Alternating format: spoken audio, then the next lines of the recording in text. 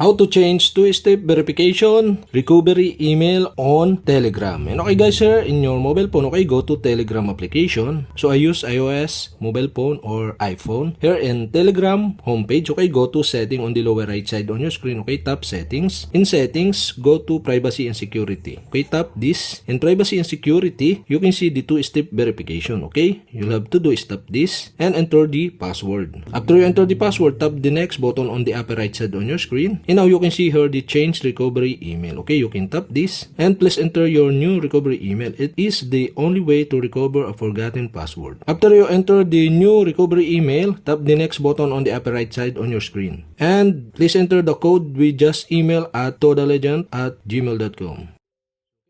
And okay, we have successfully changed the two-step verification recovery email on your Telegram account. And that's it, okay? If you have a question, kindly comment below. And don't forget to hit the subscribe button and the bell to notify you if I have new video. Okay, thanks for watching.